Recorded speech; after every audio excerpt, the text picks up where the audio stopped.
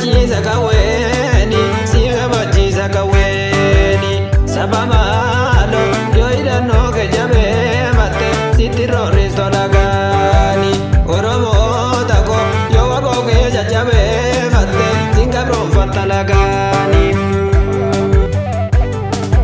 Garmaamee dhufuu laata kawwee koo fannifadhee hidhannoo jabeeffadhee Garmaamee dhufuu laata akka qeerroo Oromootiin atti karaa cufeetiin abokkolchuu laata akka barattoota Oromoo sagalee sabaa ta'ee saba kooftuu laata akka hayyoota Oromoo shirabbaa irratti ga'e addunyaaf himuu laata maqaa artistoota Oromoo kuukaa sabaa geeraree goota koo bahuu laata goota koo bahuu laata Oromoota koo si kabachiisa kaweeni si kabachiisa kaweeni saba maalo yoo hidhannoo kee jabeeffatte sitti roorristu dhagaani Oromoota koo yoo waboo kee jajjabeeffatte sin gabroonfatta lagaani akka saffaa kushiitiin akoolo ba'ee fakkeenya ta'uu laata makka jaalabdii xiqqaa salaale mogorkeessa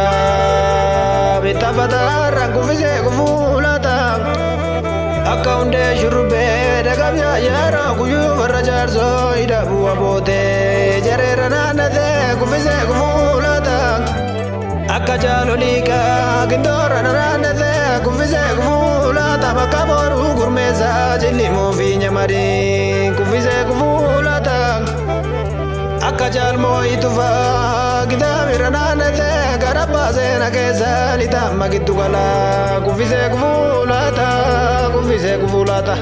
Oromoota koo si kabachiisa kaweeni si kabachiisa kaweeni saba maalo yoo hidhannoo kee jabeeffatte sitti roorristu dhagaani Oromoota koo yoo waboo kee jajjabeeffatte sin gabroonfatta lagaani akka rooba tafariiduu rakkattaa mursee jimma keera keessa kuffisee kufuu laata akka ijoollee hambisaa gara mul'ataa keessa kuffisee kufuu laata makka jaalkamaalee boorsii fi baale keessa kuffisee kufuu laata akka gurree bareentoo gujiif boorana keessa kuffisee kufuu laata makka jaalchichaa kaayyoo madda albuudaa keessa kuffisee kufuu laata